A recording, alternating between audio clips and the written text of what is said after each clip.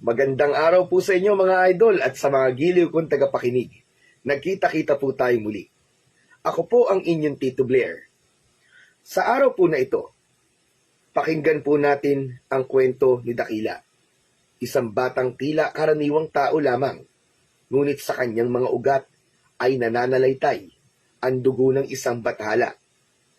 Matapos ang isang serye ng mga kakaibang pangyayari sa San Pascual, matutuklasan niya ang tunay niyang pagkatao at ang misyon niyang labanan ang mga aswang na nagpapalaganap ng kasamaan sa kanilang bayan.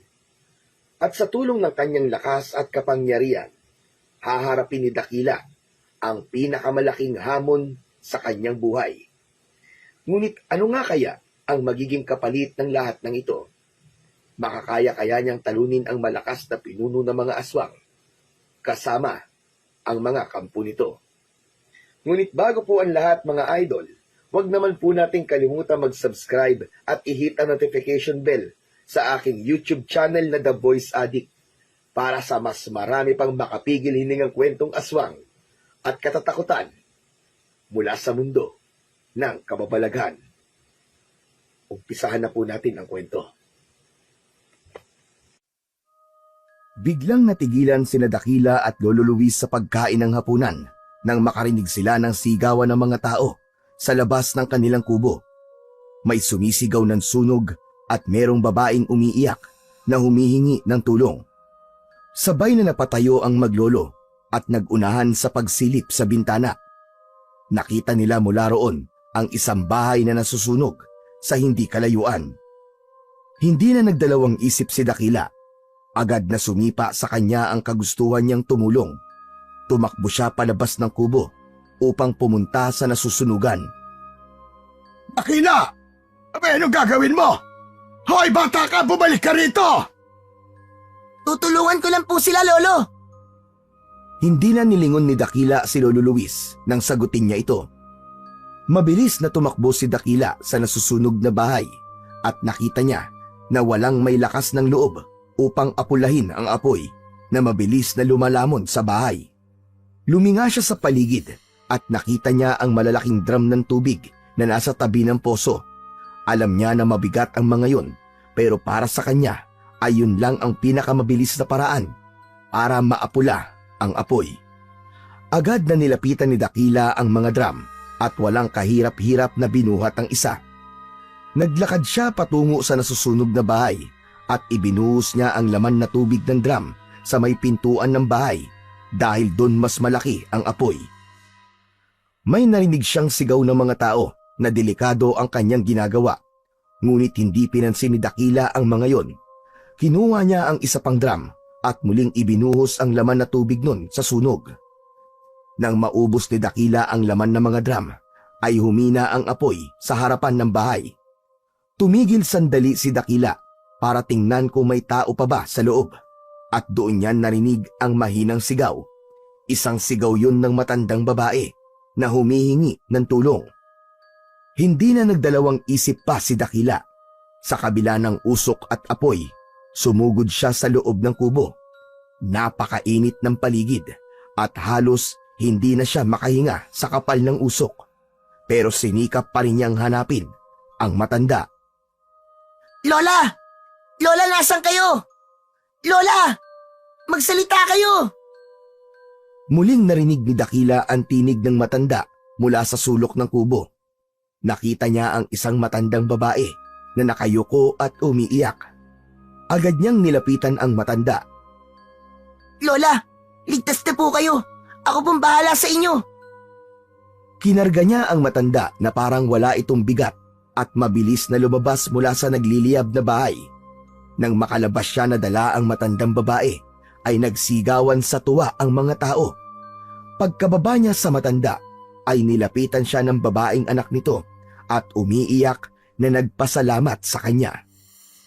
Ngiti na lang ang isinagot ni Dakila. Para sa kanya, ay sapat nang nagawa niyang magligtas ng buhay ng gabing yun. Tahimik siyang naglakad pauwi, habang balisa pa rin sa mga nangyari. Pagdating niya sa harap ng kubo nila, sinalubong siya ni Lolo Luis na halatang galit at nag-aalala. Dakila! Ano yung ginawa mo? Hindi mo ba alam na muntik ka na mapahamak?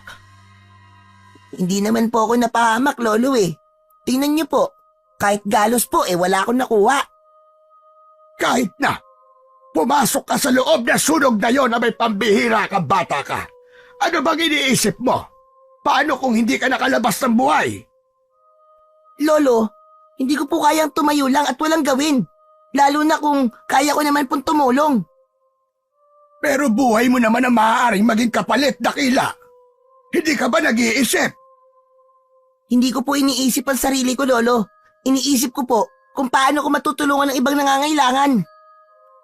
Tumahimik sandali si Lolo Luis sa sinabi ni Dakila.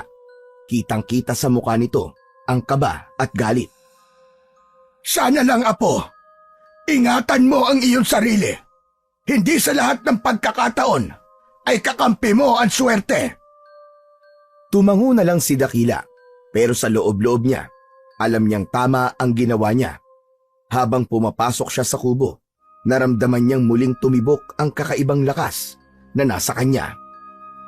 Kahit ang batang si Dakila ay nagtataka sa biglang pag-usbong ng kakaibang lakas na meron siya mula nung tumungtong siya sa edad na 12 nung nakaraang taon.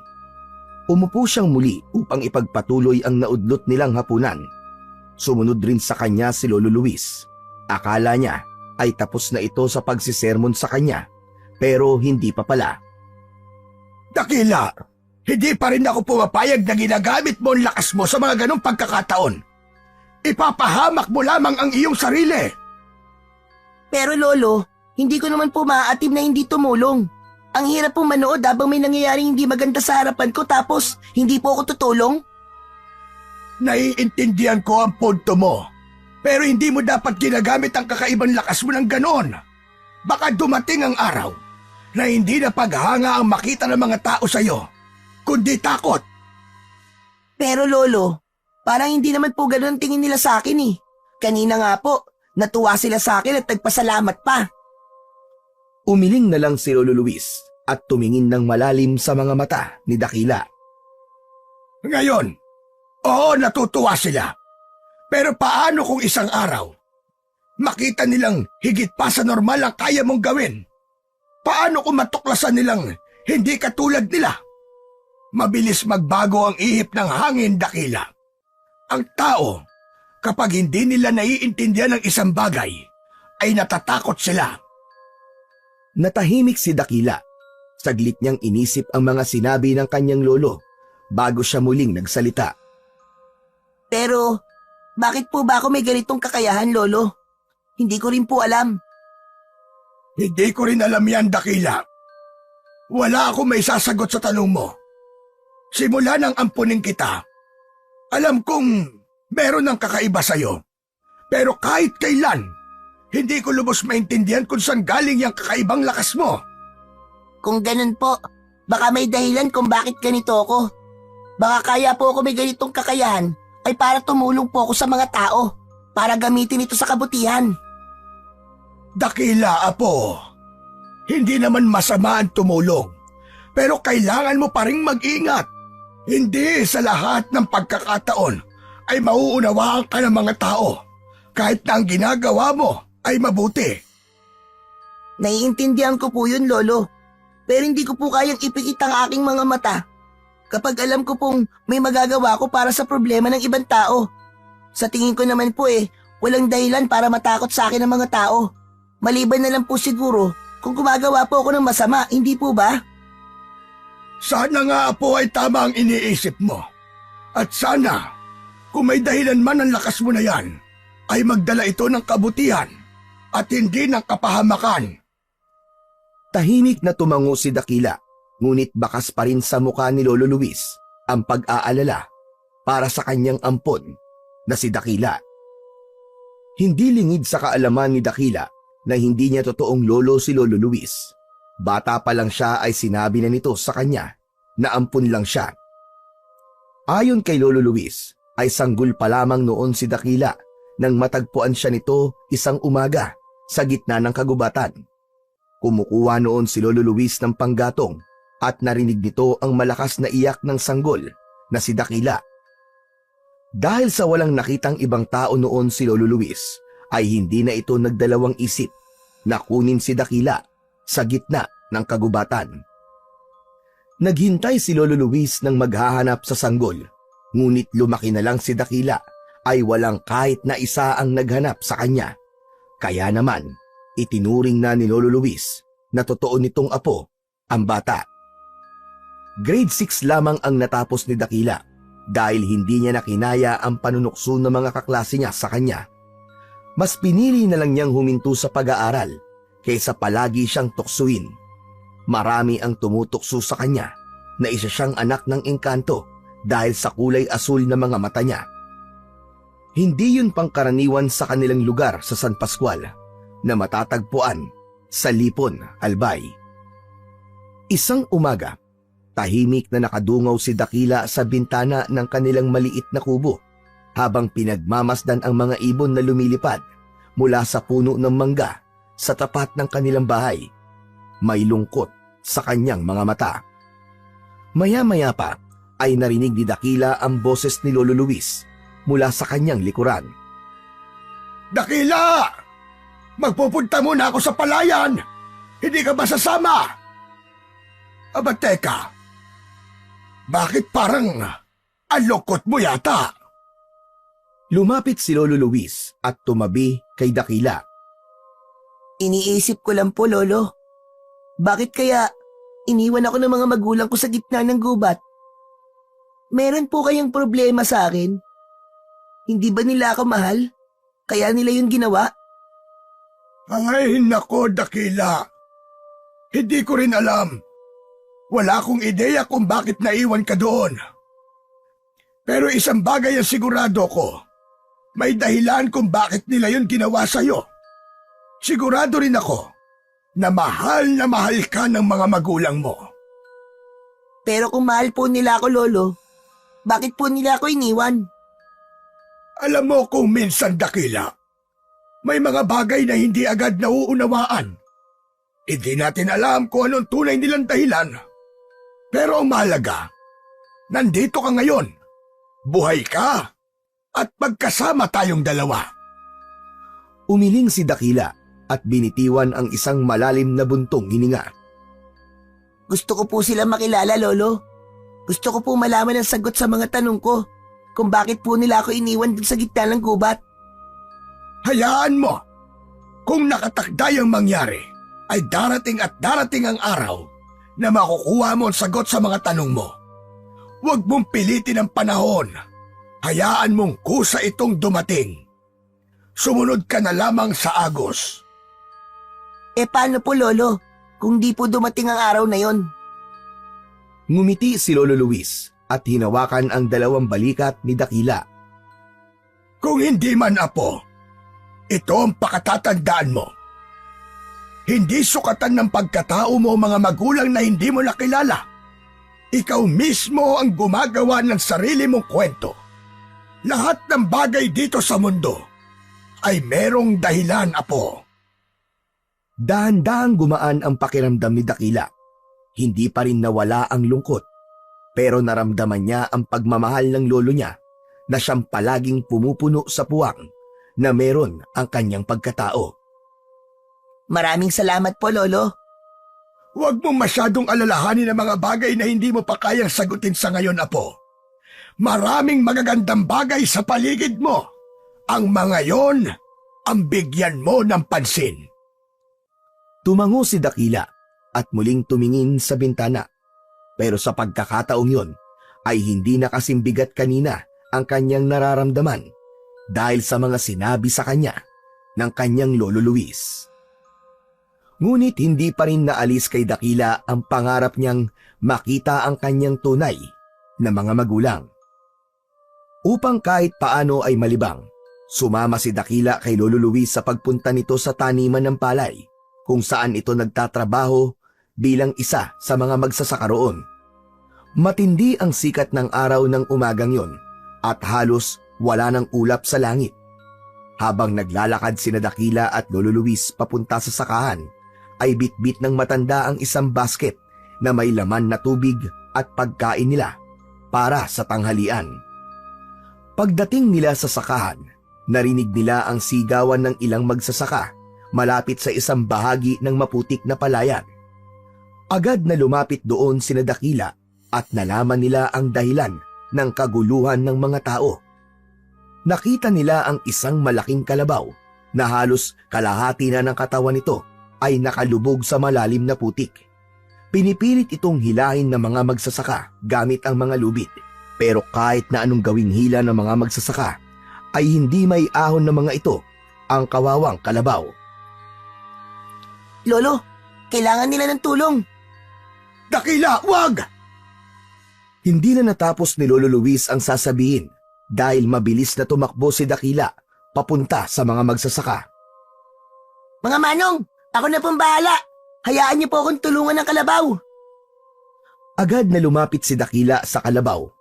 Hinawakan niya ang lubid na nakatali sa katawan nito at hinila yon ng buong lakas. Mabilis na naiangat ni Dakila ang kalabaw mula sa putik kahit mag-isa lang siya na humila doon. Ang mga magsasaka ay napahinto. Hindi makapaniwala ang mga yon sa nasaksiyan. Nang tuluyan ng naialis ni Dakila ang kalabaw sa putik, ay masayang nagpalakpakan ang mga magsasaka.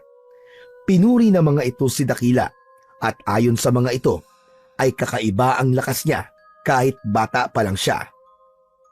Ngumiti si Dakila sa harap nilang lahat, pero bago pa siya makasagot sa papuri at pasasalamat ay tinawag na siya ni Lolo Luis. Pinalapit siya nito. Kahit na alam niya na pagsasabihan siya nito ay lumapit pa rin siya sa kanyang lolo. Pabihira ka talaga, bata ka! Ilang beses ko na sinabi sa iyo, huwag mong basta-basta ginagamit ang kakaiba mong lakas. Hindi porket may nangangailangan ng tulong, ay tutulong ka na kagad. Diyos miyo kang bata ka! Pero lolo, kawawa po yung kalabaw. Saka yung mga magsasaka po. Hirap na nga po sila eh. Hindi po sila makakapagsimula magtrabaho kung wala po yung kalabaw. Dakila, hindi lahat ng tao ay magugustuhan ng pagiging kakaiba mo. Hindi natin alam kung anong maaaring mangyari sa iyo, apo. Hindi sa ayaw kung tumulong ka. Mabuti yun. Pero nais lang kitang protektahan. Pero lolo, para saan pa po ang lakas ko kung hindi ko po gagamitin sa kabutihan? Sana maintindihan mo na ang bawat ginagawa mo ay may kapalit. Hindi porket maganda ang ginagawa mo, ay maganda rin ang iyong aanihin. Tumango na lamang si Dakila. Matapos siyang kausapin ni Lolo Luis, ay may ilang magsasaka pa rin ang lumapit sa kanya upang magpasalamat. Para kay Dakila, alam niyang tama ang ginawa niya, ngunit sa likod ng kanyang isipan, naroon ang mga salita ng kanyang lolo. Isang paalala na hindi lahat ng kabutihan ay kabutihan din ang magiging kapalit. Dahil sa mga salitang yon, ay may kaunting kaba na naramdaman si Dakila. Matapos ang mahabang araw sa palayan, ay naglakad na pauwi sina Dakila at Lolo Luis. Nakasalubong nila si Mang Tomas, na kilala bilang isa sa mga tanod sa kanilang lugar. Kinausap ni Mang Tomas si Lolo Luis upang bigyan ng paalala. Ayon kay Mang Tomas, may ilang tao na sa lugar nila ang nakakita sa isang aswang na gumagala sa San Pascual. Pinag-ingat sila ng tanod sa aswang dahil hindi nila alam kung naroon talaga yun sa lugar nila o naligaw lamang. Nang umalis na si Mang Tomas, ay nagkapalitan ng tingin sina Dakila at Lolo Luis. Bakas sa mukha ng dalawa ang pagkabahala. Totoo po kaya yun, lolo? Mahirap sabihin kung aswang nga ba ang nakita nila. Pero kahit totoo man o hindi, dapat ay maging mas maingat tayo simula ngayon. Mahirap na ang magsisi sa bandang huli. Kung totoo pong may aswang rito sa San Pascual, dapat may gumawa po ng paraan para labanan sila. Hindi po pwede na mabubuhay tayo sa takot sa mga ganong nilalang. Ano po kaya, lolo, kung gamitin ko po ang lakas ko para kalabanin yung aswang? Hindi mo dapat pinoproblema ang ganyang bagay. Dahil ang mga bagay na yan ay obligasyon ng matatanda at mas may kaalaman pagdating sa mga ganyang bagay. Meron tayong mga tanod at nandyan si Kapitan, kaya hayaan mo silang mag-asikaso niyan. Pero lolo, Wala nang pero-pero, Dakila. Ayoko nang ipahamak mo ang sarili mo. Hindi natin alam kung anong kayang gawin ng aswang. Aba, masyado ka pang bata. Ano bang akala mo sa sarili mo? Napabuntong hininga si Dakila, pero tumango na rin siya bilang pagsang-ayon sa sinabi ng kanyang lolo. Hindi pa rin maalis-alis sa isip ni Dakila ang tungkol sa hinihinalang aswang sa kanilang lugar. Nais man niyang tumulong kung kinakailangan, mas pinili niyang sundin ang kanyang lolo Luis dahil ayaw niyang sumakit pa ang ulo nito kapag sinuway niya ito. Naiintindihan din naman niya ang nais ng kanyang lolo. Gusto lamang nito ay ang wag siyang mapahamak. Kinagabihan, tahimik ang buong San Pascual. Dahil malayo yon sa kabiasnan, ay maagang natutulog ang mga tao ron. Habang mahimbing ang tulog ni Dakila, ay bigla siyang nagising nang nakarinig siya ng mga sigawan sa labas ng kanilang kubo. Pagbalikwas niya, ay nakita niya na nagising din si Lolo Luis. Lolo, ano yun? Parang may nagkakagulo sa labas ah. Hindi sumagot si Lolo Luis. Tumayo ito at sumilip sa bintana. Hindi nagtagal ay binalikan nito si Dakila. Agad na napansin ni Dakila ang pagkabalisa sa muka ng matanda. Huwag kang gagawa ng ingay, Dakila. Lalabas tayo ng bahay. Pero bakit, Lolo? Ano ba nangyayari? Huwag ka nang magtanong. Bilisan mo na. Mabilis na sumunod si Dakila habang naririnig ang sunod-sunod na sigaw ng mga tao mula sa labas. Binuksan ni Lolo Luis ang maliit na pinto sa likod ng kanilang kubo at saka sila lumabas. Nagtungo sila sa mataas at makapal na talahiban na nasa likod ng kanilang kubo. Yumuko sila na parabang meron silang pinagtataguan. Habang nagtatago sa likod ng matataas na damo, nakita nila ang kaguluhan sa baryo. Sa tulong ng liwanag ng buwan, ay nakita nila ang mga nakakatakot na nilalang na may mahahabang kuko, matutulis na ngipin at mapupulang mga mata. Nang hilakbot si Dakila nang mapagtanto niya na aswang ang mga yon. Mula sa kanilang kinaroroonan ay nakita ni Dakila ang ilang residente na pilit lumalaban ngunit agad na napapatay o nasasaktan ng mga aswang. Lolo, kailangan natin silang tulungan. Tumigil ka, Dakila. Dito lang tayo. Hindi tayo lalabas dito. Ang sarili muna natin ang isipin natin. Pero Lolo, baka maubos ang mga tao rito kung wala tayong gagawin. Kawawa naman po sila. Hinawakan ni Lolo Luis ang braso ni Dakila ng mahigpit. Nakikiusap ako sa iyo, Apo. Wala kang laban sa mga yan. Kahit anong lakas ang meron ka, hindi pa rin yan sapat para manalo ka sa kanila. Masyado silang marami. Puno ng awa at takot ang puso ni Dakila habang nakikita niya ang mga kapitbahay nila na sumisigaw at tumatakbo para sa buhay ng mga ito. Habang ang mga aswang ay walang awa na umaatake at tila tuwang-tuwa pa sa takot na meron ang mga tao sa San Pascual. Ipinikit na lamang ni Dakila ang kanyang mga mata dahil hindi niya na kayang makita pa ang kalunos-lunos na tagpong yun. Pakiramdam niya ay dinudurog ang puso niya sa maliit na piraso sa sigawan at iyakan ng mga tao. Pinilit niyang pigilan ang kanyang sarili na huwag tumulong kahit ang buong katawan niya ay gustong-gusto nang kumawala sa taguan nila upang sakluluhan ang mga tao. Hindi na alam ni Dakila kung gaano sila katagal na nakatago bago humupa ang kaguluhan. Nawala ang mga sigawan at nakakatakot na pag-angil ng mga aswang. Sa tingin ko, ay ligtas nang lumabas. Tara na, Dakila. Mabigat ang bawat takbang ni Dakila habang lumalabas sila mula sa talahiban. Nang makarating sila sa unahan ng kanilang kubo, ay tumambad sa kanila ang bangkay ng ilang residente, mga katawan na puno ng sugat at iba pang biktima ng kalupitan ng mga aswang. Napahinto si Dakila. Naramdaman niya ang bigat sa kanyang dibdib habang tinitingnan isa-isa ang mga tao na naroon. Lolo, ang dami nilang namatay. Wala na tayong magagawa, Apo. Hindi natin kontrol ang nangyaring pag-atake ng mga aswang. Pinunasan ni Dakila ang luha sa kanyang pisngi. Hindi niya naiwasang maging emosyonal ng sandaling yon. Kung kumilos lang sana ako, kung nagamit ko lang ang lakas ko, baka hindi ganito karami ang nasawi. Baka marami ang nakaligtas sa mga aswang.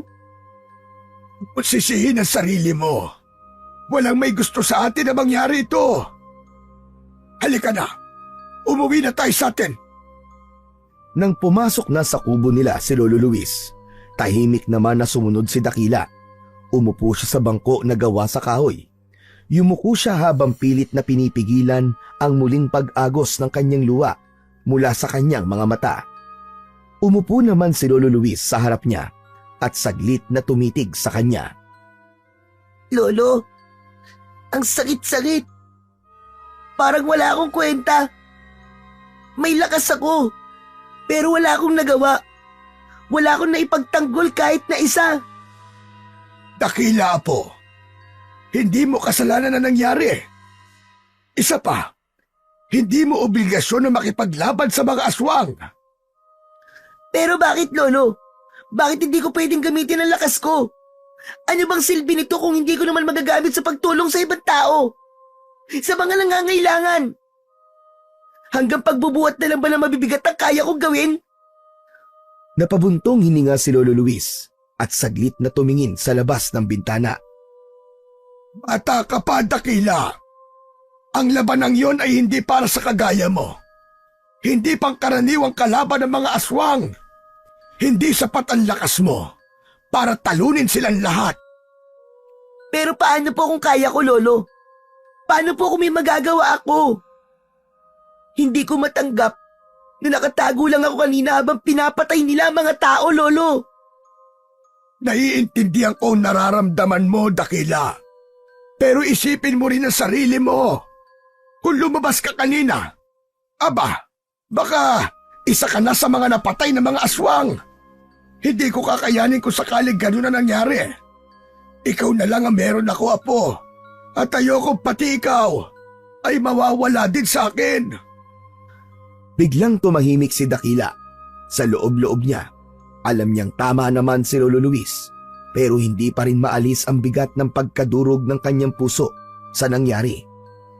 Hiniling niya na sana ay dumating ang panahon na payagan na siya ng kanyang lolo na gamitin ang kakaiba niyang lakas upang mas matulungan niya ang mga tao sa kanilang lugar. Matapos ang lahat ay bumalik na sa pagkakahiga sina Dakila at Lolo Luis. Matagal bago nagawang makatulog ni Dakila at sa kanyang pagkakahimbing, isang kakaibang panaginip ang dumalaw sa kanya. Sa panaginip ni Dakila ay nasa gilid siya ng bulkang Mayon. Gabi noon at tahimik ang paligid. Sa harap niya ay lumitaw ang isang matipunong lalaki na may kayumangging balat. Matangkad ang lalaki. Ang buhok nito ay mahaba na kulay puti na sumasayaw sa hangin kahit walang malakas na hangin sa paligid. Nakasuot ito ng gintong korona at gintong baluti na kumikinang dahil sa liwanag mula sa bilog na buwan. Ang tindig nito ay punong-puno ng otoridad. Kahit noon palang nakita ni Dakila ang lalaki, ay wala siyang takot na naramdaman. Sino ka?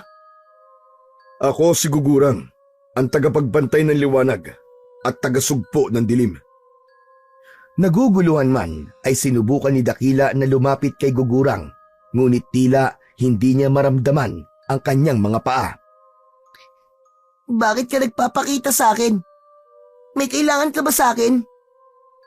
Sapagkat ikaw, Dakila, ay tagapagmana ng likas na kapangyarihan mula sa liwanag. May dahilan kung bakit ikaw ay may kakaibang lakas. Ito ay upang labanan ang kasamaan at ipagtanggol ang mga walang kalaban-laban. Pero, paano ko magagawa yun? Bata pa po ako. Ang sabi po ni Lolo Luis, hindi para sa akin ang mga ganong pakikipaglaban. Humakbang papalapit si Gugurang. Ang lupa ay yumayanig sa bawat paglapat ng mga paa nito. Inilagay nito ang isang kamay sa balikat ni Dakila. Ang lakas ay hindi nasusukat sa edad. Ito ay nasusukat sa tapang at layunin ng puso. Tandaan mo, Dakila, ang iyong lakas ay hindi para sa sarili mo lang, kundi para rin ito sa iba. Gamitin mo ito ng wasto. Bago pa makapagsalita si Dakila, isang bugso ng liwanag ang bumalot sa kanya. Napapikit si Dakila at nang dumilat siya, wala na si Gugurang sa kanyang harapan. Nagising si Dakila mula sa panaginip na yon. Mabilis ang tibok ng kanyang puso. Napapitlag siya nang may maramdaman siyang tila kuryente ng enerhiya na dumadaloy sa kanyang buong katawan. Hinawakan niya ang kanyang dibdib. Ang tibok ng kanyang puso ay pabilis ng mga oras na yon. May kung anong kakaibang lakas na tila nabuhay sa kanyang loob. Nagtaka siya kung sino si Gugurang at kung bakit yon nagpakita sa kanyang panaginip. Nang sumunod na araw ay maagang nagising si Dakila, ngunit hindi niya maalis sa isip ang kakaibang panaginip niya nung nakaraang gabi. Habang nakahiga pa, dama niya ang kakaibang enerhiya na tila bumabalot pa rin sa kanyang buong katawan. Nang tumayo siya mula sa banig, narinig niya ang pagtawag ni Lolo Luis mula sa maliit na kusina ng kanilang kubo. Dakila, apo! Halina rito at mag-aalmusal na tayo! Pumunta si Dakila sa kusina kung saan nakahain ang simpleng almusal. Kanin, pritong itlog at tuyo. Nakaupo na si Lolo Luis at nagtitimpla ng kape. Naupo si Dakila at agad na sinimulang kumain, ngunit tahimik siya at tila wala sa sarili. Aba, Dakila, wala ka yata sa sarili mo. Iniisip mo pa rin bang nangyari kagabi? Opo, hindi ko po lubos maisip na darating ang ganong pangyayari dito sa San Pascual. Pero Lolo, meron po akong itatanong sa inyo. Ano yon? Kilala niyo po ba si Gugurang? Saglit na natagilan si Lolo Luis at tumingin kay Dakila. Tila nagtaka ito kung bakit niya nabanggit ang pangalan na yon. Gugurang? Aba, saan mo naman narinig ang pangalang yan? Wala lang po. Parang narinig ko lang po sa kwentuhan ng mga tambay doon sa tindahan ni Aling Maming nung isang araw. Nabanggit po nila ang pangalan na Gugurang. Alam mo, Dakila, si Gugurang ay bahagi ng mga sinaunang kwentong bayan dito sa Bicol. Isa siyang mitolohiya, apo. Mitolohiya po? Anong ibig po sabihin nun? Humigop muna si Lolo Luis ng kape bago simulan ang pagpapaliwanag. Ang mitolohiya, apo, ay mga kwentong likha ng ating mga ninuno noong unang panahon. Ginagawa nila mga kwentong ito para ipaliwanag ang mga bagay na hindi nila maintindihan o mga kakaibang pangyayari sa mundo. Kung ganun po, sino po ba talaga si Gugurang? Ayon sa mitolohiya ng mga Bicolano, si Gugurang ang itinuturing na kataas-taasang Diyos. Siya ang tagapamahala ng kalangitan at tagapagbigay ng liwanag. Sa kanya raw nanggagaling ang kidlat, apoy at iba pang puwersa ng kalikasan. Sinasabi rin na siya ang Diyos ng katarungan na palaging gumagawa ng tama at nilalabanan ang masasama. Namangha si Dakila habang iniisip ang imahe ni Gugurang sa kanyang panaginip. Ang gintong korona, ang baluti, at ang kapangyarihang tila taglay ng nilalang na yon. Pero Lolo, totoo po ba si Gugurang? Dakila, iho. Hindi totoo si Gugurang. Kwento lang siya. Gawa-gawa lang ng mga tao noon. Sa panahon ngayon, wala na tayong lugar para sa mga Diyos-Diyosan. Hindi totoo mga ganyan, iho. Pero mahalaga pa rin ang aral ng kanilang mga kwento. Saglit na natahimik si Dakila, ngunit hindi niya lubusang pinaniwalaan na kwento lamang si Gugurang. Bumalik sa kanyang isipan ang panaginip niya. Ramdam pa rin niya ang kakaibang presensya ni Gugurang. Nagtataka siya kung hindi totoo si Gugurang ay bakit ito nagpakita sa kanyang panaginip. Gayong kahit minsan ay hindi niya narinig ang pangalan nito bago niya ito mapanaginipan. Sa kabila ng paliwanag ni Lolo Luis, isang bahagi ng puso ni Dakila ang naniwala na may dahilan kung bakit nangyari ang panaginip na yon. Hindi na muna lumabas si Dakila sa kanilang kubo sa lumipas na maghapon. Alam niya na hindi kakayanin ng puso niya ang makikita niya sa labas dahil sa dami ng namatay na tao sa huling pagsalakay ng mga aswang. Pagsapit ng dilim, lahat ng bahay ay nakasarado na. May ilan na naglalagay pa ng mga tabla sa pinto at bintana bilang dagdag na proteksyon mula sa mga aswang. Gaya ng iba, maaga rin na nagsarado ng pinto at bintana sina Dakila. Matapos maghapunan ay naghugas na si Dakila ng kanyang mga pinagkainan. Pagkatapos nun ay nakita ni Dakila si Lolo Luis na seryosong hinahasa ang itak nito. Lolo, gabing-gabi na po yata ang pag-ahasa niyo ng itak. Kailangan maging matalim nito, Apo. Hindi natin alam kung kailan muling sasalakay ang mga aswang. Dapat ay maging handa tayo. Akala ko po ba, hindi tayo makikipaglaban sa mga aswang? Oo nga, pero mas mabuti na meron tayong sandata kapag may nangyari na hindi inaasahan. Magsasalita pa sana si Dakila nang napunit ang katahimikan ng gabi sa malalakas na alulong at pag-angil ng mga aswang sa labas. Sinundan yun ng sigawan ng mga tao na takot na takot. Lolo, ang mga aswang! Sumasalakay na naman sila! Kailangan natin magtago! Hinila ni Lolo Luis si Dakila sa braso palabas ng kubo. Mabilis silang sumuot sa talahiban sa likod ng kanilang bahay. Kapwa habol nila ang paghinga habang pinapanood mula sa kanilang taguan ang pagsalakay ng mga aswang sa baryo. Mula sa talahiban, kitang-kita ni Dakila ang karumal-dumal na eksena. Hinahabol ng mga aswang ang mga tao. May ilan na lumalaban, pero dahil mas malakas ang aswang, ay hindi nagwagi ang mga yon. Pinigilan ni Dakila ang sarili na wag makialam, ngunit sa pagpikit niya, ay nakita niya ang imahe ni Gugurang at bumalik sa alaala niya ang mga sinabi nito sa kanyang panaginip. Ibinukas ni Dakila ang mga mata at naramdaman niya ang pagdaloy ng kakaibang enerhiya sa kanyang katawan. Sa pagkakataon na yon, desidido na siyang tulungan ang mga tao laban sa mga aswang. Malaki ang paniniwala niya na kaya siya may kakaibang lakas ay upang gamitin yun sa ganoong pagkakataon. Hindi ko kaya magtago na lang dito, Lolo. Kailangan kong tumulong.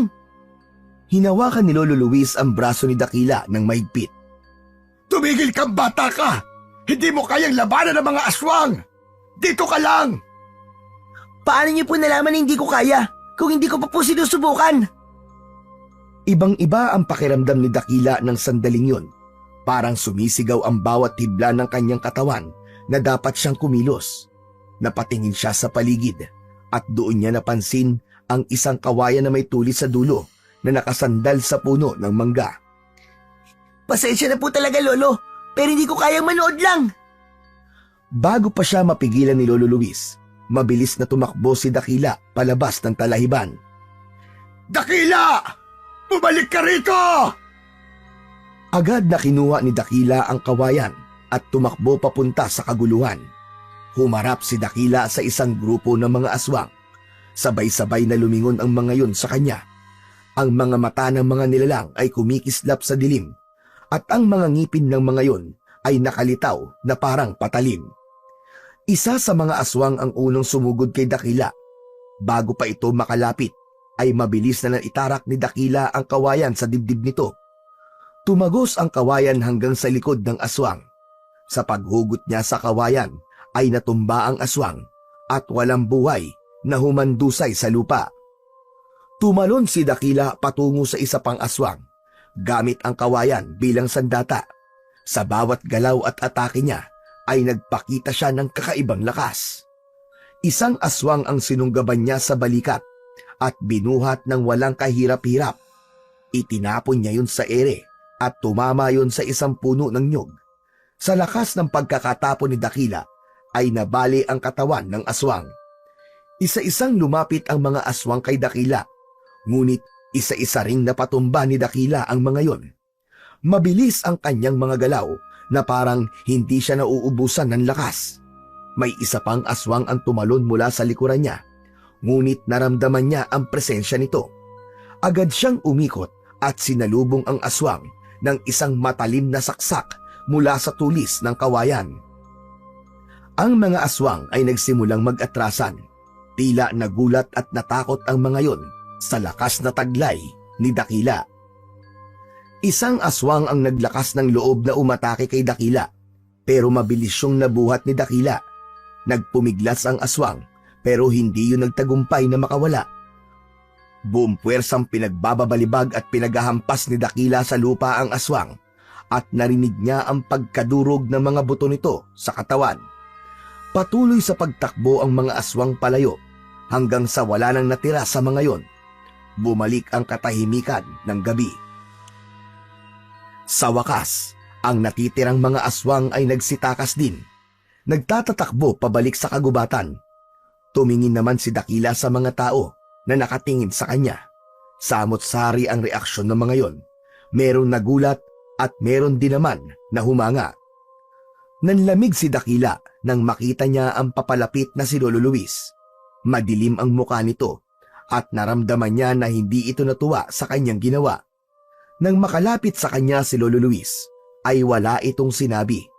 Mahigpit siya nitong hinawakan sa braso at hinila palayo sa mga tao. Pagdating nila sa loob ng kanilang kubo, ay doon na siya binitiwan ni Lolo Luis. Inihanda na ni Dakila ang kanyang sarili sa matinding galit ng kanyang lolo. Napakatigas talaga ng ulo mo, Dakila! Hindi ka na marunong makinig sa akin! Talagang inilalagay mo ang buhay mo sa bingit ng kamatayan! Hindi ko na alam ang gagawin ko sa'yo! Pero Lolo, nakita niyo naman po na natakot sa akin po mga aswang. May mga napatay din po ko sa kanila. Sigurado po ko na dahil alam nila na merong isang kaya silang labanan, ay matatakot na silang sumugod dito sa San Pascual. Oo nga, natakot nga sila sa'yo. Pero mas lalo mo rin silang ginalit. Sigurado ko, sa mga susunod nilang pagsalakay, ay mas marami na sila at mas malakas na sila. Dapat ay nanatili ka na lang sa pinagtataguan natin kanina. Pabihira ka talaga, bata ka. Napakatigas ng ulo mo. Pero Lo, kung hindi ko po yung ginawa, mas marami pa po sanang namatay ng mga tao. Kaya ko naman po makipaglaban sa kanila eh. Kaya mo!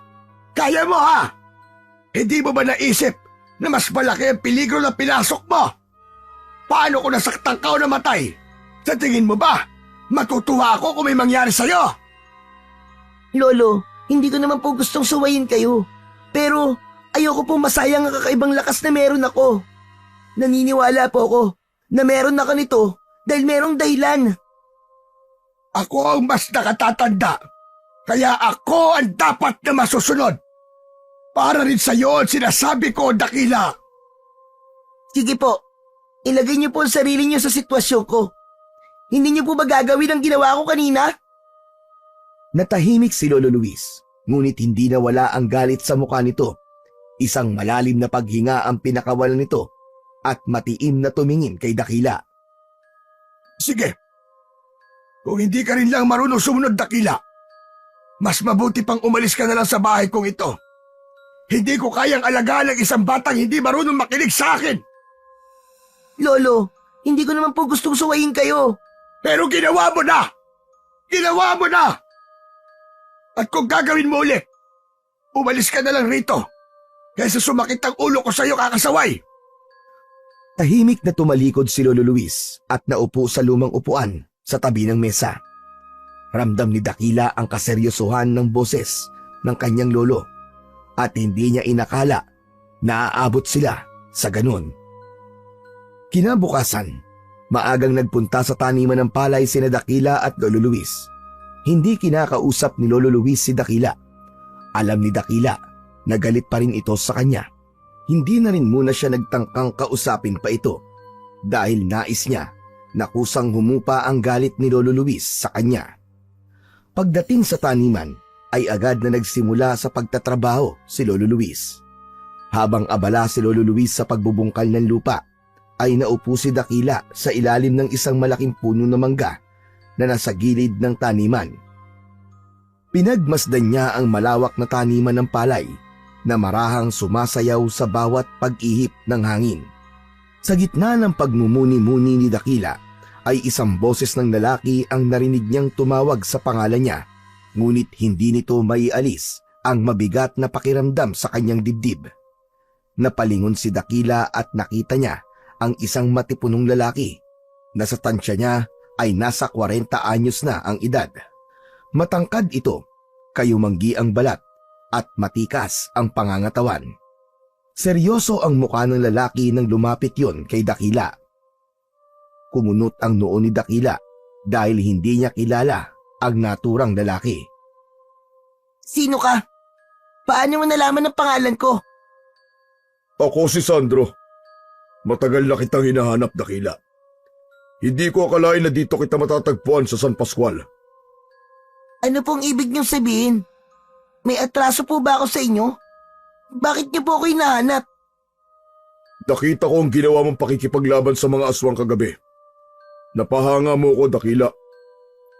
Talaga? Ay, salamat po. Pero sa totoo lang, hindi po ako masaya. Galit po sa akin ang lolo ko dahil sa ginawa ko na yon. Pero mabuti pa po kayo. Kahit hindi ko kayo kilala, ay masaya kayo sa ginawa ko na yon kagabi. Dakila, ang ginawa mo kagabi ay isang bagay na hindi kayang gawin ng karaniwang tao.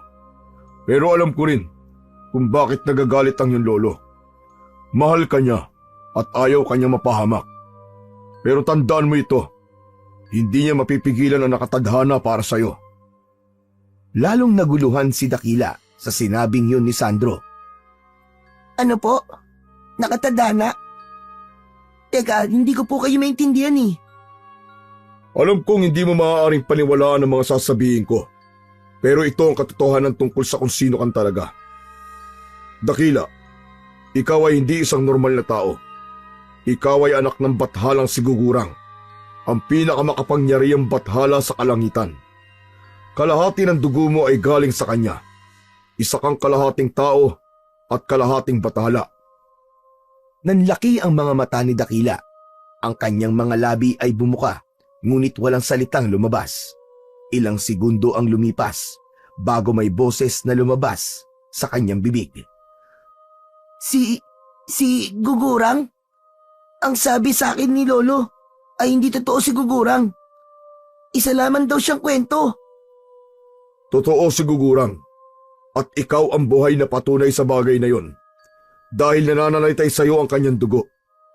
Hindi ka ordinaryong tao, Dakila. Ang lakas na ginamit mo laban sa mga aswang kagabi. Hindi yun normal. Yan ang kapangyarihan na dumadaloy sa dugo mo bilang anak ni Gugurang. At ngayon, narito ako dahil matagal na akong initasan ni Gugurang para hanapin ka at sanayin ka. Sanayin? Para saan? Para magamit mo ang tunay na rurok ng lakas mo.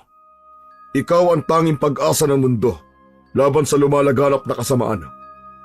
Maraming taon na ako naghahanap sa iyo, Dakila. Pero ngayon natagpuan na kita. Oras na para simulan ang pagsasanay mo. Kailangan mo nang mailabas ang rurok ng iyong kapangyarihan upang matalo mo ang puwersa ng mga aswang dito sa San Pascual. Natahimik si Dakila. Ang mga salitang narinig niya ay parang kulog na dumadagundong sa kanyang isipan. Ang lahat ng naganap sa kanyang buhay, mula sa kanyang mga panaginip hanggang sa kanyang kakaibang lakas, ay tila nagkakaroon na ng linaw. Ngunit kasabay nun ay ang mas malalim na pagkalito at takot. Hindi ko po alam kung kaya ko, Mang Sandro. Lalo na ngayon na nagbanta si Lolo Luis. Napapalayasin niya ako kapag nakipaglaban ulit ako sa mga aswang. Gaya ng aking sinabi, walang magagawa ang lolo mo sa kung ano nakatadhana para sa'yo. Kaya nandito ako para gabayan ka, Dakila. Pero tandaan mo ito, ang lakas na ipinagkaloob sa'yo ay nakatadhana para lupigin mo ang kasamaan. Puno ng pagkalito na nakatingin si Dakila kay Sandro. Maya-maya pa ay nakita niya si Lolo Luis na palapit sa kanila. Malalaki ang hakbang nito. Huminto na muna sa pagsasalita si Sandro nang tuluyan ng makalapit sa kanila si Lolo Luis. Sandali, Amang. Sino ka? At bakit kinakausap mo ang apo ko? Ako po si Sandro. Pasensya na po kung naabala ko ang inyong apo. Naliligaw po kasi ako eh. Nagtatanong lang po ako ng direksyon sa kanya. Tumingin si Lolo Luis kay Sandro. Bakas sa mukha nito ang pagdududa. Maya-maya pa ay kay Dakila naman ito tumingin.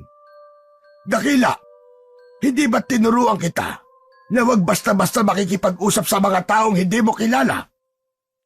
Pasensya na po, Lolo. Nagtatanong lang naman po siya ng direksyon. Tinulungan ko lang po siya. Pasensya na po uli sa abala. Huwag niyo na pong pagalitan ng bata dahil tinulungan niya lang po ako.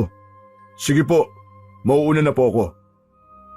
Tumalikod na si Sandro at nagsimulang maglakad palayo. Nang wala na si Sandro, ay sakalang bumalik si Lolo Luis sa ginagawa nito. Nang muling mapag-isa si Dakila, ay nahulog siya sa malalim na pag-iisip tungkol sa mga sinabi ni Sandro. Hindi niya lubos na maintindihan kung paano siya naging anak ng isang bathala na gaya ni Gugurang. Kinagabihan, habang mahimbing na natutulog si Lolo Luis sa tabi ni Dakila, ay gising na gising naman si Dakila. Hindi niya magawang makatulog dahil patuloy pa rin siya sa pag-iisip sa mga sinabi ni Sandro. Sa gitna ng malalim na pag-iisip, ay may naramdaman si Dakila na kakaiba. Tila may tumatawag sa pangalan niya mula sa labas ng bahay, pero tanging siya lamang ang nakakarinig. Marahang bumangon si Dakila. Maingat ang galaw niya upang hindi magising ang kanyang Lolo Luis. Sumilip siya sa bintana at napansin niya ang isang bulto ng tao sa labas. Pinakatitigan niya yon hanggang sa mapagtanto niya na yun ay si Sandro. Sumenya si Sandro sa kanya na parang pinapalapit siya. Tiningnan ni Dakila ang natutulog na si Lolo Luis. Hindi na siya nagdalawang isip at lumabas siya ng tahimik sa kubo. Nang makalapit siya kay Sandro, ay matipid itong ngumiti sa kanya. Ano pong ginagawa niyo rito, Mang Sandro? Dahil may mga bagay na dapat ka pang malaman. Naputol ang ating pag-uusap kanina. Gusto ko'y maunawaan mo ng gusto ang lahat para maniwala ka na totoo ang lahat ng mga sinasabi ko sa'yo. Ano po bang dapat kong malaman? Tungkol po ba sa kung sino talaga ako? Iyong ina ay isang mortal. Siya ang nagdala sa'yo sa mundong ito. Noon, si Gugurang ay umibig sa iyong ina. Nagpunla siya sa iyong ina at yun naging dahilan kung bakit ka nabuo at isinilang.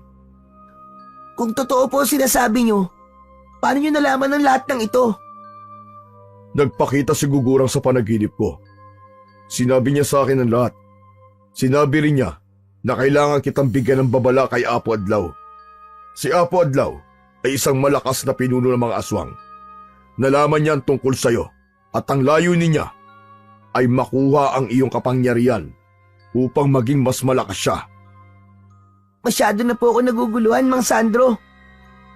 Ang kapangyarihan mo, Dakila, ay may kakayahang tapusin ang kasamaan dito sa mundo. Ngunit kung mapupunta ito kay Apo Adlaw, ay sigurado ko na mag-aasik siya ng lagim sa buong sanlibutan.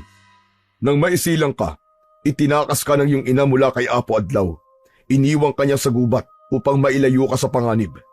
Ngunit ang iyong ina, nahuli siya ni Apo Adlaw at pinatay siya nito nang hindi niya sabihin kung nasan ka. Saglit na katahimikan ang bumalot sa kanilang dalawa habang iniisip ni Dakila ang lahat ng narinig. Maya-maya pa ay muling nagpatuloy sa pagsasalita si Sandro. Tandaan mo, Dakila, ang rurok ng kapangyarihan mo ay lalabas lamang kapag nakaranas ka ng matinding galit at lungkot. Kapag nagising ang tunay mong lakas, magagawa mong talunin hindi lang ang mga aswang, kundi pati si Apo Adlaw. Naputol sa pagsasalita si Sandro nang biglang narinig nila ang malakas na boses ni Lolo Luis mula sa kubo. Nanlamig ng husto si Dakila dahil sigurado siya na magtataka ang lolo niya kapag nalaman nito na kausap ulit niya si Sandro. Dakila! Anong ginagawa mo riyan? Pumasok ka nga rito! Mabilis na lumingon si Dakila kay Lolo Luis. Ngunit nang bumalik ang tingin niya kay Sandro, ay wala na yon sa harap niya. Para itong bula na naglaho sa hangin. Labis na nagtaka si Dakila kung paano nawala si Sandro ng ganun kabilis. Sa kabila ng pagtataka, wala nang nagawa si Dakila kundi ang bumalik sa loob ng kanilang kubo. Sa pintuan pa lang, sinalubong na siya ng galit na si Lolo Luis. Bakit ka nasa labas ha? Ano bang ginagawa mo ron ng ganitong oras? May narinig po kasi akong kakaiba sa labas, Lolo eh. Kaya lumabas po ako. Pero pusa lang po pala. Tigil-tigilan mo ako sa kalokohan mong yan ha! Wala ka talagang takot ano? Alam mo naman na may aswang na gumagala dito sa atin. Lalabas ka pa? Baba, gabing-gabi na eh. Sige na, bumalik ka na sa pagtulog. Hindi na sumagot pa si Dakila at nagtungo na lamang siya sa maliit nilang silid ni Lolo Luis. Nakahinga siya ng maluwag dahil sa tingin niya ay hindi nakita ng lolo niya si Sandro. Dahil kung nakita nito ang lalaki, malamang ay magtatanong ito tungkol kay Sandro. Habang nakahiga siya, ay nakatingin lang siya sa bintana. Hindi pa rin niya alam kung maniniwala ba siya sa sinabi ni Sandro na siya ay anak ng isang makapangyarihang bathala. Maaliwalas ang araw sa San Pascual, ngunit tila balot ng ulap ang isipan ni Dakila. Nakaupo siya sa mahabang bangko sa gilid ng kanilang kubo habang nakatingin siya sa kawalan. Sa pagkakataon na yon, ay unti-unti na siyang naniniwala sa sinabi ni Sandro na siya ay anak ni Gugurang. Yun lamang kasi ang naisip niyang paliwanag kung bakit meron siyang kakaibang lakas na wala ang isang pangkaraniwang tao. Makalipas ang ilang sandali, dumating si Lolo Luis. Galing ito sa taniman ng palay at bakas ang pagod sa mukha nito dahil sa maghapon na pagtatrabaho. Bakit nakatulala ka dyan, Dakila? Abay, parang wala ka sa sarili ah. Napapitlag si Dakila at umayos ng upo. Wala po. Wala po, Lolo. Ayos lang naman po ako. Hindi ganyan ang itsura ng taong ayos. Ano ba talagang iniisip mo? May problema ka ba? Wala po, Lolo. Wala po talaga. Wala akong magagawa kung ayaw mo magsalita. Hala, sige na. Pumasok ka na sa loob at malapit ng dumilim. Tumingin si Dakila sa kanyang lolo at kahit na tila galit pa rin ito kapag kinakausap siya, ay ramdam niya na may pag-aalala pa rin ito sa kanya. Ngunit sa pagkakataon na yon, hindi pa niya kayang sabihin kay Lolo Luis ang mga nalaman niya sa totoo niyang pagkatao. Simula noon ay nahirapan na si Dakila na makatulog tuwing gabi. Palaging laman ng utak niya ang mga sinabi ni Sandro sa kanya. Gaya ng gabing yon, tulog na si Lolo Luis pero gising na gising pa rin ang batang si Dakila. Nakatingin siya sa kawalan habang walang tigil ang pagtakbo ng kanyang utak. Maya-maya pa, tumayo si Dakila. Lumapit siya sa bintana at tumingala sa kalangitan. Ang mga bituin ay kumikislap na parang nakamasid sa kanya. Huminga siya ng malalim at pumikit. Sinubukan niyang kausapin si Gugurang gamit ang isip, ngunit wala siyang nakuhang sagot. Hanggang naisip ni Dakila na magdasal sa Panginoong Diyos. Hindi ko po lubos maisip kung bakit ako po ang napili niyo para sa laban po na ito. Pero kung totoo man po ang lahat ng sinabi ni Sandro, gabayan niyo po ako para magamit ko po ng maayos at tama ang aking kakayahan. Ipakita niyo po sa akin kung paano ko haharapin ang mga aswang na patuloy po na nagdudulot ng takot at kasamaan dito sa San Pascual. Hindi ko alam kung paano ko po ito magagawa. Pero pakiramdam ko, ito po talaga nakatadhana para sa akin. At isa pa po, Panginoon, sana po matanggap mo ni Lolo Luis ang lahat ng ito. Ayoko mawala ang tiwala niya sa akin. Ayoko makita siyang nasasaktan dahil sa mga desisyon ko. Patawarin niyo po ako kung hindi ko siya sinusunod minsan. Pero naniniwala po kung ang lakas na meron ako ay may dahilan. Sana po, Panginoon, Tulungan niyo po si Lolo na maunawaan po yun. Habang nagdarasal, isang malamig na hangin ang dumampi sa balat ni Dakila. Napadilat si Dakila at saglit niyang nakita ang animoy liwanag mula sa labas ng bintana na tila kumikislap sa hangin. Tinitigan niya yon, ngunit agad ding nawala ang liwanag. Tumayo siya at huminga ng malalim. Kakaibang paggaan ng dibdib ang kanyang naramdaman. Bumalik si Dakila sa pagkakahiga at tumabi siya kay Lolo Luis na mahimbing pa rin na natutulog. Tuwing sumasapit ang gabi ay palaging nilalakasan ni Dakila ang kanyang pakiramdam. Sa pagkakataon na yon ay desidido na siyang gawin ang tungkulin na kaakibat ng lakas na meron siya. Kahit pa ang magiging kapalit nun ay ang galit ni Lolo Luis. Palagi na lang niyang ipinagdarasal na darating ang araw na mauunawaan siya nito. Hanggang isang gabi, habang mahimbing na natutulog si Dakila, ay dinalaw na naman siya ni Gugurang sa kanyang panaginip. Nagpakitang muli si Gugurang kay Dakila sa ibaba ng bulkang Mayon. Gaya sa nauna niyang panaginip, ay ramdam na ramdam niya ang nagkukumawalang lakas na meron ito. Dakila, kailangan mo maghanda. Dumating na ang oras upang tuluyan mong sugpuin ang kasamaan na bumabalot sa lugar kung saan ka lumaki. Ang gabing ito, ang simula at wakas ng pinakamalaki mong laban. Sasalakay ang mga aswang at kasama nila si Apo Adlaw. Ikaw ang susi upang maprotektahan ang San Pascual. Pero, paano ko po haharapin si Apo Adlaw, Ama? Ang lakas at kapangyarihan ko ay nasa iyong dugo. Gamitin mo ang iyong tapang, Dakila, ang iyong talino at ang kapangyarihang ibinigay ko sa iyo. Pero itong tandaan mo, hindi lamang ang lakas ang mahalaga, ang puso mo, ang tunay na sandata sa kahit na anong laban. Unti-unting naglaho si Gugurang at yun na ang naging hudyat upang tuluyang magising si Dakila. Biglang napabalikwas mula sa kanyang pagkakahiga si Dakila na para bang may malakas na puwersang humila sa kanya. Pawisan siya at tumihingal, ngunit dama niya ang kakaibang lakas na dumadaloy sa buo niyang katawan. Sa labas ng kanilang kubo, tahimik naman ang paligid, ngunit ramdam niya ang paparating na panganib. Agad siyang tumayo at kinuha ang nakasabit na itak malapit sa pinto. Ibinulong niya sa sarili na kailangan niyang protektahan ang San Pascual, lalo na ang kanyang Lolo Luis. Palabas na sana si Dakila ng kubo nang marinig niya ang boses ng kanyang lolo. Dakila! Saan ka na naman pupunta? Hindi nakapagsalita si Dakila. Mabilis na lumapit sa kanya si Lolo Luis at humarang yon sa may pinto. Ano na naman binabalak mo?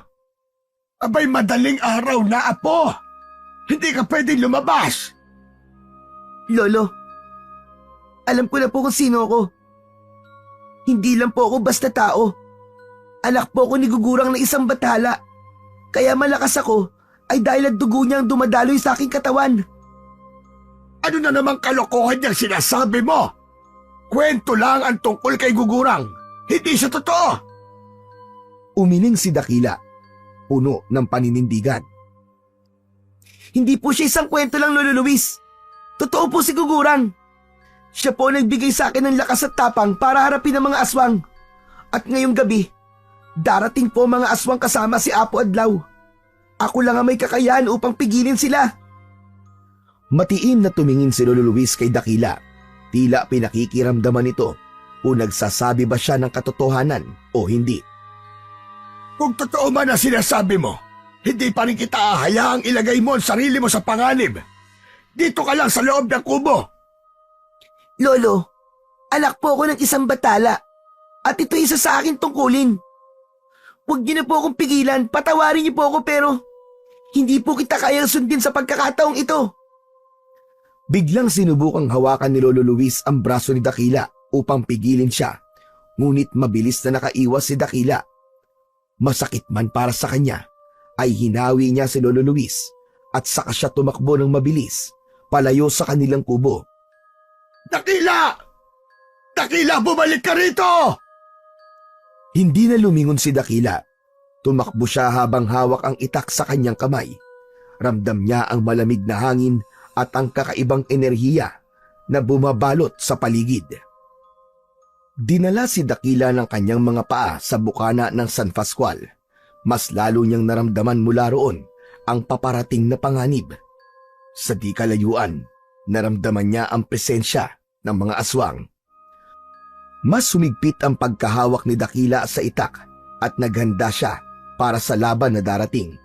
Sa kanyang puso, naroon ang takot, ngunit higit pa roon ang tapang na meron siya at determinasyon na protektahan ang kanyang bayan. Makalipas lang ang ilang sandali, ay nakita na niya ang isang pulutong na mga aswang na papalapit. Napapitlag si Dakila nang may narinig siyang mga yabag mula sa likuran niya. Agad siyang lumingon at nagulat siya nang makita niya si Sandro. Meron itong dalang matalas na itak. Huminto si Sandro sa tabi ni Dakila. Mang Sandro, ano pong ginagawa niyo rito? Hindi ko hahayaang mag-isa kang lumaban, Dakila. Alam kong malakas ka, pero mas magiging malakas ka kung merong kahit isang tutulong sa'yo. Maraming salamat po, Mang Sandro. Malaking bagay po para sa akin na nandito po kayo. Pero bakit tila wala po si Apo Adlaw sa grupo ng mga aswang na yon? Sa tingin ko ay nandito lang siya, nagmamasid. Nararamdaman ko ang kanyang presensya. Itinuon ng dalawa ang kanilang mata sa unahan at mula roon ay nakita nila na papalapit na ang grupo ng mga aswang. Lahat ay nakakatakot at tila mga halimaw na gutom na gutom. Agad na sumugod ang unang grupo ng mga aswang. Inihanda ni Dakila ang kanyang itak. Sumalubong siya sa una at umiwas sa matalas na kuko nito. Sa isang mabilis na galaw ay nagawa niyang putulin ang ulo ng aswang. Bumagsak yun sa lupa na walang buhay. Halos magkakasabay na sumugod ang mga aswang kay Dakila.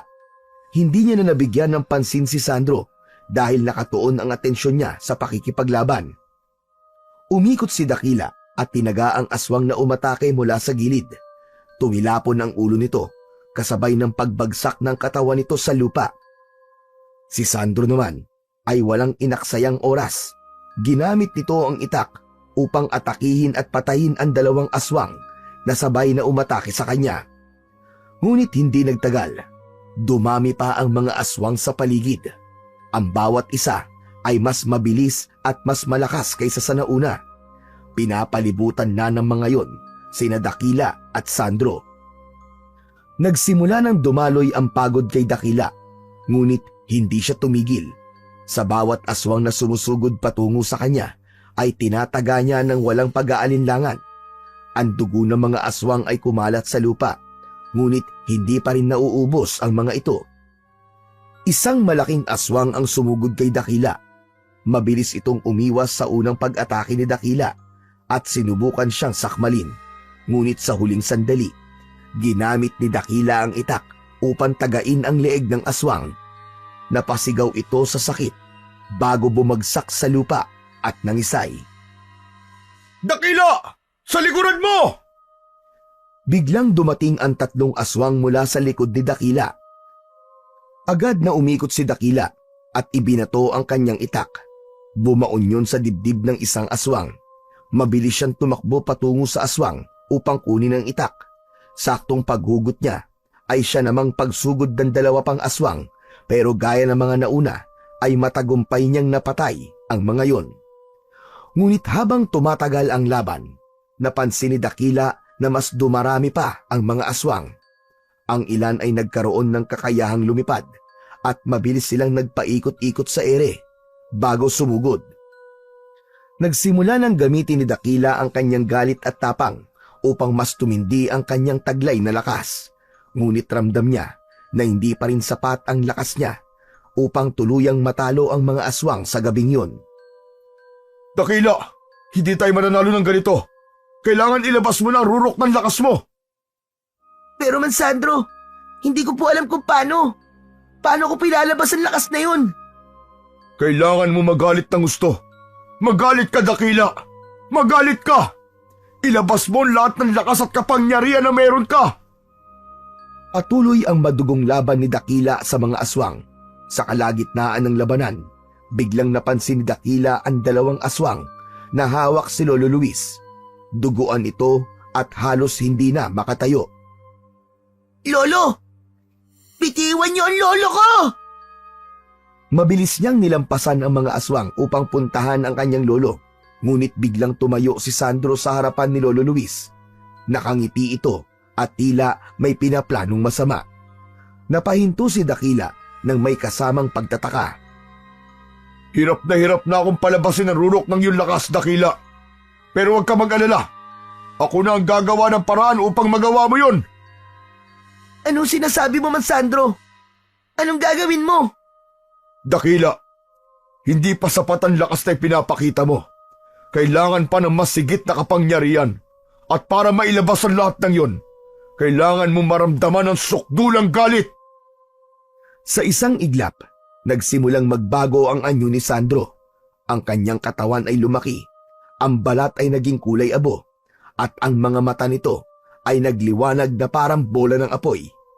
Naglabasan ang matatalas nitong ngipin, at ang mga kamay ay tinubuan ng mahahaba at matutulis na mga kuko. Lumitaw ang isang itim na kristal na nakasabit sa leeg nito. Sa isang kisap mata ay naging isang napakalakas na aswang, si Sandro. Ako si Apo Adlaw, Dakila. Salamat sa pagtitiwala.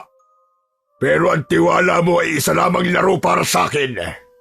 Nais lamang kitang linlangin, kaya nagpanggap ako na kakampi mo nung una.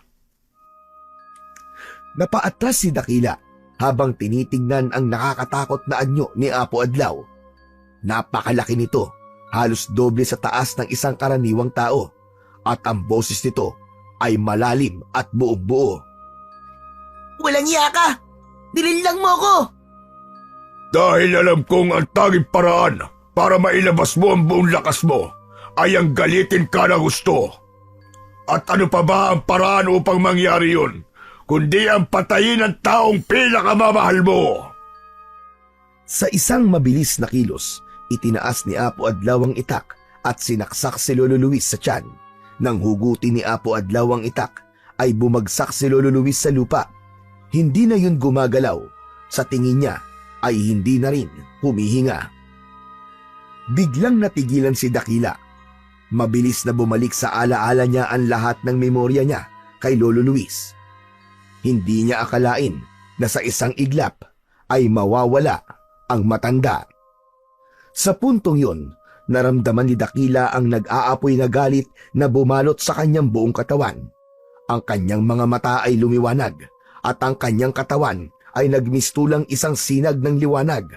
Ang lupa sa paligid niya ay nagsimulang umuga at ang mga aswang ay umatras nang dahil sa takot sa kanya. Isang malakas na sigaw ang kumawala sa kanyang lalamunan. Sige, Dakila! Ganyan nga! Ilabas mo ang lahat ng lakas mo! Ito na ang pinakahihintay ko! Hindi na kontrolado ni Dakila ang kanyang sarili. Ang kanyang sigaw ay parang kulog na umaalingaw-ngaw sa paligid. Maya-maya pa, biglang kumislap ang itim na kristal sa leeg ni Apo Adlaw. Isang malakas na puwersa ang humigop sa lahat ng liwanag mula kay Dakila. Ang kanyang enerhiya at lakas ay unti-unting nawala habang nakikita niyang napupunta yon sa kristal na suot ni Apo Adlaw. Bumagsak si Dakila sa lupa, nangihina at halos hindi na makagalaw. Lumapit si Apo Adlaw sa kanya habang hawak ang itak. Salamat, Dakila! Sa wakas, ang kapangyarihan ng anak ni Gugurang ay nasa akin na! Paalam, Dakila, at salamat sa lahat ng sakripisyo mo! Isang malakas na saksak ang bumaon sa dibdib ni Dakila. Unti-unting nagdilim ang kanyang paningin at ang huling narinig niya ay ang nakakatakot na tawa ni Apo Adlaw. Sa muling pagbabalik ng kamalayan ni Dakila ay nasa isang kakaibang lugar siya. Pakiramdam niya ay nasa paraiso siya. Maliwanag ang paligid at payapa Nasa isang malawak siyang damuhan na may ilang puno sa paligid. Sa harapan niya ay unti-unting lumitaw si Gugurang, ang kanyang ama. Ang presensya nito ay puno ng kapangyarihan, ngunit nagbibigay rin ng init at pagmamahal. Dakila anak, huwag kang matakot. Narito ka sa piling ko. Si Dakila ay napaluhod at maluhaluwang yumuko sa harapan ni Gugurang. Ama, patawad. Hindi ko naprotektahan ang mga tao sa San Pascual. Tinalo ako ni Apo Adlaw. Nawala po ang aking kapangyarihan. Nabigo kita. Hindi mo kailangan humingi ng tawad, anak. Ginawa mo ang lahat na makakaya mo. At ang iyong tapang ay walang kapantay. Ngunit nais kong malaman mo, Dakila, na ang nakuha ni Apo Adlaw ay maliit na bahagi lamang ng walang hanggang lakas na nasa loob mo. Ang tunay na rurok ng iyong kapangyarihan ay nananatili sa iyong puso at pagkatao. Habang nagsasalita si Gugurang, unti-unting lumapit ang isang babae mula sa kung saan. Ang anyo nito ay parang anghel. Mahaba ang buhok, may maamong muka, at ang kanyang mata ay puno ng pagmamahal. Ngunit bago ka magpasya kung ano ang nais mong gawin, anak, nais kong ipakilala sa iyo ang isang mahalagang tao sa buhay mo. Siya ang matagal mo nang gustong makita. Ang iyong ina, si Celeste. Hindi makapaniwala si Dakila. Tumayo siya ng dahan-dahan at tiningnan ang babae na ngayon ay nasa kanyang harapan. Ina, ikaw ba talaga yan? Ngumiti ang babae at tumulo ang luha nito. Ibinuka nito ang mga braso para yakapin si Dakila. Nang tumango ang babae, ay mas lalong lumakas ang pag-iyak ni Dakila. Agad niya tong niyakap ng mahigpit at doon ay naramdaman niya ang matagal niya nang nais maramdaman, ang pagmamahal ng isang ina. Tahimik na pinanood ni Gugurang sina Dakila at Celeste. Nakangiti ito sa kanila. Dakila anak, kung nais mo, maaari kang manatili rito kasama ang iyong ina. Narito ang kapayapaan na hinahanap mo. Wala ritong sakit o digmaan. Maaari ka na magpahinga sa lugar na ito. Nag-isip si Dakila, ngunit sa kabila ng kasiyahan na kasama ang kanyang ina at ang katahimikan ng lugar, ay may bigat pa rin sa kanyang puso. Naalala niya ang mga tao sa San Pascual, ang kanilang takot, ang kanilang pag-asa sa kanya. Kumalas si Dakila sa pagkakayakap sa kanyang ina at matapang na tumingin kay Gugurang. Ama, hindi ko kayang pabayaan ang mga tao sa San Pascual. Hindi ko sila kayang iwanan habang naroon pa si Apo Adlaw. Pinangako kong poprotektahan ko sila at hindi ko hahayaang magtagumpay si Apo Adlaw. Isa akong tagapagmana ng inyong lakas. Hindi kita bibiguin, Ama. At kayo rin po, Ina. Ngumiti si Gugurang. Bakas sa mukha nito ang pagmamalaki. Napakabuti ng iyong puso, anak. Ang iyong tapang at pagmamahal sa mga tao ang tunay mong lakas. Kung yun ang iyong pasya, ibabalik kita sa mundo ng mga tao. Ngunit tandaan mo, Dakila, ang rurok ng iyong kapangyarihan ay nasa loob mo. Hindi mo kailangan magalit o makaramdam ng matinding emosyon upang mailabas mo ito. Tandaan mo lang kung bakit ka nakikipaglaban sa kadiliman. Inilahad ni Gugurang ang kamay nito at mula roon ay isang mainit at makinang na liwanag ang pumasok sa katawan ni Dakila. Ang kanyang katawan ay lumiwanag. Niyakap ni Dakila ang kanyang ina at ama sa huling pagkakataon bago siya tuluyang nilamon ng liwanag. Sa isang kisap mata, naglaho si Dakila mula sa lugar na yon. Hindi lang lakas at kapangyarihan ang dala niya, kundi maging ang pag-ibig at lakas mula sa kanyang ama't ina. Pakiramdam ni Dakila ay isang napakalakas na puwersa ang humigop sa kanya. Hindi nagtagal ay naramdaman niya ang pagbabalik ng espiritu niya sa katawang lupa niya. Hindi pa niya ibinukas ang kanyang mga mata at narinig niya ang pagsasalita ni Apo Adlaw. Ito ba ang tinatawag na anak ng Bathala?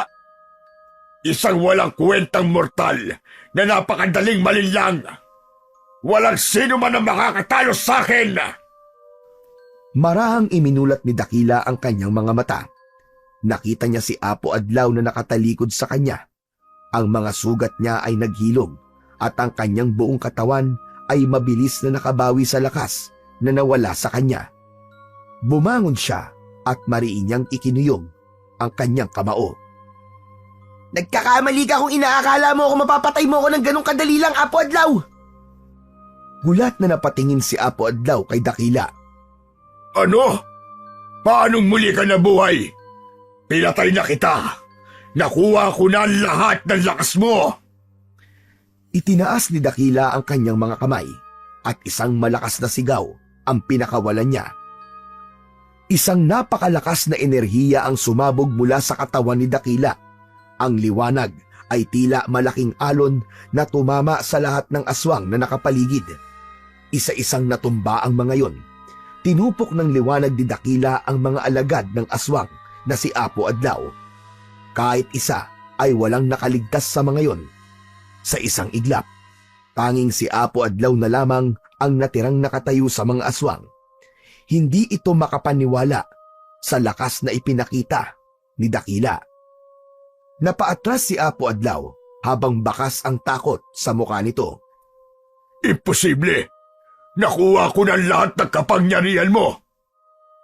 Paano naging mas malakas ka pa? Pero kung inaakala mo na matatalo mo ko, nagkakamali ka! Mabilis na sumugod si Apo Adlaw kay Dakila. Sa isang kumpas ng kamay ni Dakila ay lumitaw sa kamay niya ang isang itak na binabalot ng malaasul na liwanag. Ang lupa ay yumanig habang nagpatuloy ang kanilang sagupaan. Si Apo Adlaw ay mabilis ang pag-atake at may kasamang nakamamatay na itim na enerhiya. Ngunit mas mabilis at mas malakas si Dakila. Ang kanyang liwanag ay nilamon ang kapangyarihan na meron si Apo Adlaw. Tinarget ni Dakila ang suot na kristal ni Apo Adlaw. Lumusot ang itak niya sa kamay ni Apo Adlaw at dumiretso ang dulo nun sa kristal na nakasabit sa leeg nito. Ang kristal ay nabasag at isang malakas na sigaw ang binitiwan ni Apo Adlaw. Hindi!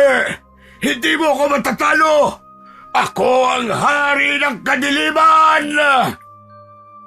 Mataas na tumalon si Dakila at mabilis siyang bumulusok pababa kay Apo Adlaw. Direktang bumaon sa ulo ni Apo Adlaw ang itak na hawak ni Dakila. Nakakabingi na sumigaw si Apo Adlaw bago nagliyab ang buong katawan nito hanggang sa naging abo. Bumagsak sa lupa ang durog na itim na kristal at natabunan yun ng abo ni Apo Adlaw. Sa isang iglap, bumalik ang katahimikan sa San Pascual. Hindi makapaniwala si Dakila na nagawa niyang magtagumpay sa laban na yon nang siya lang mag-isa. Sa kabila ng kanyang tagumpay, ang kanyang mga mata ay agad na bumaling sa walang buhay na katawan ni Lolo Luis na nakahandusay sa lupa.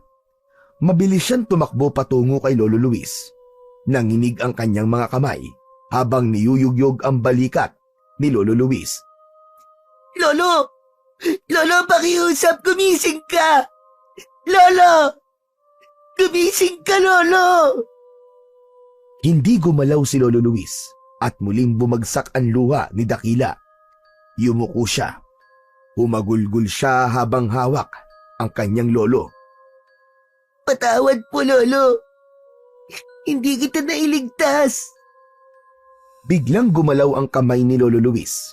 Naramdaman ni Dakila ang pagkapit ng matanda sa kanyang braso.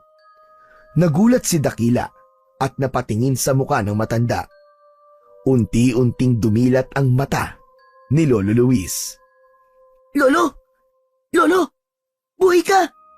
Salamat sa Diyos! Salamat sa Diyos at buhay ka! Dakila! Nagtagumpay ka, Apo! Lolo, natalo ko po si Apo Adlaw. Wala na po siya. Ligtas na po tayong lahat. Ipinagmamalaki kita, Apo. Patawarin mo ko kung pinipigilan kita noon na gamitin ang kapangyarihan mo. Hindi dahil sa wala akong tiwala sa iyo, kundi dahil natatakot ako na baka may mangyaring masama sa iyo. Hindi niyo po kailangan humingi ng tawad, Lolo. Ang gusto ko lang po ay mabuhay kayo. Sa pagkakataon na yon, ay malakas na sumigaw si Dakila upang humingi ng tulong sa mga tao. Hindi nagtagal, isa-isang naglabasan ang mga tao mula sa kani-kanilang mga bahay. Mabilis na nagtulong-tulong ang mga yon upang buhatin si Lolo Luis at dalhin sa pinakamalapit na ospital. Habang binubuhat ng mga tao si Lolo Luis patungo sa isang tricycle, ay nakangiting tumingin sa langit si Dakila. Alam niya na mula roon ay pinapanood siya ng kanyang ama at ina. Alam niya rin na sobrang masaya ang dalawa dahil sa tagumpay na kanyang natamo ng gabing yon. Matagumpay na nadala si Lolo Luis sa ospital sa kabila ng matinding sugat, tila isang himala na nakaligtas ang matanda at unti-unting bumalik ang lakas nito. Muling nanumbalik ang kapayapaan sa San Pascual at ang mga tao ay nagtipon upang magpasalamat kay Dakila dahil sa kanyang kabayanihan. Sa kabila ng karanasang yon, natutunan nilang magkaisa upang labanan ang anumang banta sa kanilang bayan. Habang patuloy ang mapayapa nilang pamumuhay, nanatiling handa si Dakila sa anumang hamon na muling darating. Ang kapangyarihan na minana niya mula sa kanyang amang bathala ay tuluyan niya ng niyakap. Naging tagapagtanggol si Dakila ng liwanag laban sa kadiliman. Sa kanyang puso, alam ni Dakila na ang laban ay hindi pa tapos. Ngunit handa siyang harapin ang anumang panganib upang protektahan ang mga mahal niya sa buhay at ang kanilang maliit na baryo.